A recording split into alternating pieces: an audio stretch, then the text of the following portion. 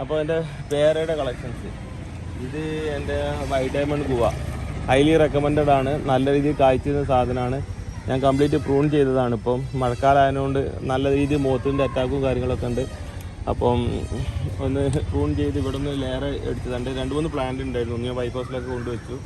അപ്പം ഇതാണ് എൻ്റെ വൈറ്റ് ഡയമണ്ട് ഗുവ. ഇതാണ് അലഹബാദ് സുർക്ക ഗുവ. ഞാൻ എൻ്റെ 1-2 സുഹൃത്തുക്കൾക്ക് വേണ്ടി ലെയർ അടിച്ചിട്ടുണ്ട്. ഇതിവിടെ കായ്ച്ചിട്ടുണ്ട്. പക്ഷേ ഒരു ചെറിയ റെഡ് ബ്ലഷ് പുറത്ത് കയറി വരുന്നുണ്ട്. അതല്ലാതെ നമ്മുടെ വീഡിയോയിലൊന്നും കാണുന്ന പോലെ വലിയ രീതിയിലുള്ള കളറൊന്നും പ്രതീക്ഷിക്കേണ്ട. ഇത് ഗോൾഡൻ ഐറ്റ് ഹൈലി റെക്കമെൻഡഡ് ആണ്. ഇത് കംപ്ലീറ്റ് പ്രൂൺ ചെയ്തതാണ്. ഇന്നലെ ഒരു ഫ്രൂട്ട് പൊട്ടിച്ചതാണ്. ഇത് ഇവിടെ ഒരു ഫ്രൂട്ട് ഉണ്ട്. അയ്യോ, ഫ്രൂട്ട് വീണല്ലോ. മക്കളാരെ തട്ടിയതുകൊണ്ട് കുഴപ്പമില്ല. ഇതെടുക്കാം. ഞാനും എൻ്റെ സുഹൃത്തുക്കളും കൂടി ഇന്നലെ കഴിച്ചിട്ടുണ്ടായിരുന്നു. ഇത് മോത്ത് അടിച്ചിട്ടുണ്ട്. ഇതുകൊണ്ട് നല്ല രീതിയിൽ മോത്തിൻ്റെ അറ്റാക്ക് ഉണ്ട്. ഇവിടെ ഇനി ഒരുപാട് ആവാനുണ്ട് കേട്ടോ. ഇതിൻ്റെ റിവ്യൂ നമുക്ക് ഇടാം.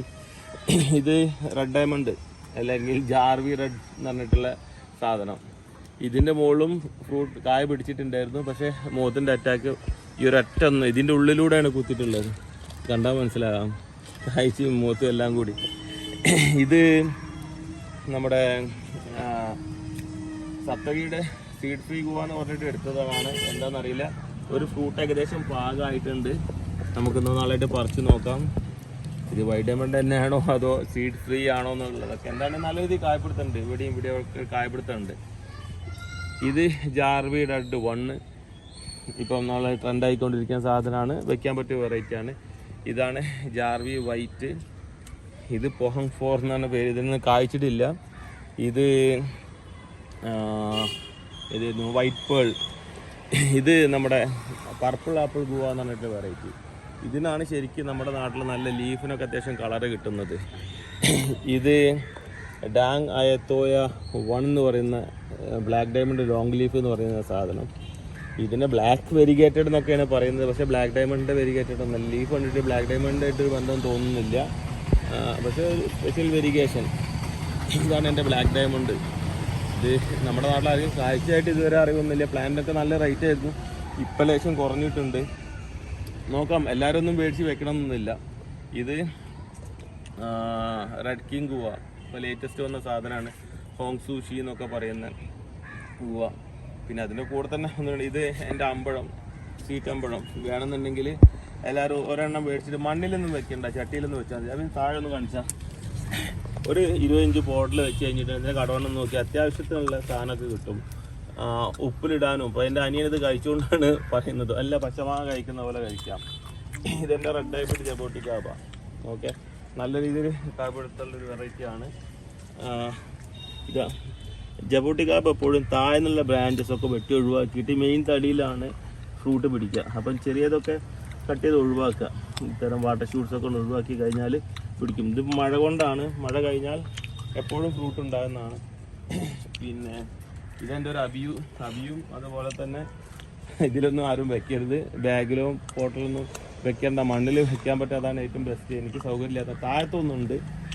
ഇത് കോട്ടങ്കാല എന്ന് പറയും. സപ്തഗിയുടെ എൻ്റെ ഫ്രണ്ടിൻ്റെ കാഴ്ച പ്ലാന്റിൻ്റെ മുകളിൽ അപ്രോച്ച് അടിച്ചെടുത്തതാണ്. ഇതെൻ്റെ 3 ലൂബി.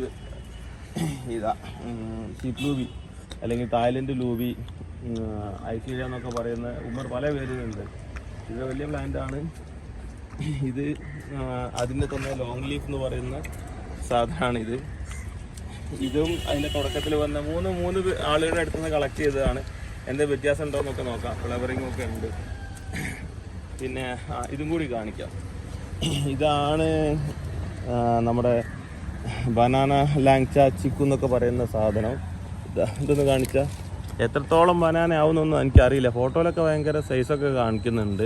ഇതിൻ്റെ ലീഫിലൊരു വ്യത്യാസമൊക്കെ ഉണ്ട്. നിങ്ങൾക്ക് നോക്കിയാൽ മനസ്സിലായി. സാധാ സപ്പോർട്ടുകളുമായിട്ട് നല്ല വ്യത്യാസമുണ്ട് ലീഫിൽ. ഇതൊന്ന് കാണിച്ചാൽ നല്ല വ്യത്യാസമുണ്ട്. അപ്പം നോക്കുക ഇത് എത്രത്തോളം സൈസാവും നോക്കുക. ഇതെൻ്റെ ഡ്രാഗൺ. അപ്പം ഇതൊക്കെയാണ് എൻ്റെ പ്ലാൻസ്. മൊത്തത്തിലൊന്ന് വിചാരിക്കുന്നത് കാണിച്ചു. ഇതൊരു കാട് പോലെയാണ്. ഒരിക്കലും ആരും ഇതിങ്ങനെ പ്ലാൻസ് ഒന്നും വെക്കരുത്. അതുകൊണ്ട് ഇതൊരു റെക്കമെൻഡഡ് അല്ല. ഇങ്ങനെ പ്ലാന്റ്സ് ഒന്നും ആരും വെക്കരുത് കേട്ടോ, അത്ര അടുപ്പിച്ചൊന്നും വെക്കരുത്. ഇത് ഞാൻ ടെമ്പററി സെറ്റപ്പ് പ്ലാന്റ്സിനൊക്കെ വളർത്തിയെടുക്കാൻ വേണ്ടിയിട്ട് ചെയ്തെന്നുള്ളൂ. ഈ ഗ്യാപ്പൊന്നും പോരാ, മാവാണ്, വലിയൊരു മരമായി പോകുന്ന സാധനമാണ്. അപ്പം അതിനൊക്കെ സ്പേസ് കൊടുത്തിട്ട് വളർത്തുക. ഈ ഡ്രമ്മിലോ അതിലൊക്കെ ചെയ്യുന്ന ആൾക്കാർ അതനുസരിച്ച് പ്രൂൺ ചെയ്തിട്ടൊക്കെ വളർത്തി കൊണ്ടുവരാം. ഓക്കെ, അപ്പോൾ അത്രയ്ക്ക് അത് എനിക്ക് പറയാനുള്ളൂ. ഇവിടെ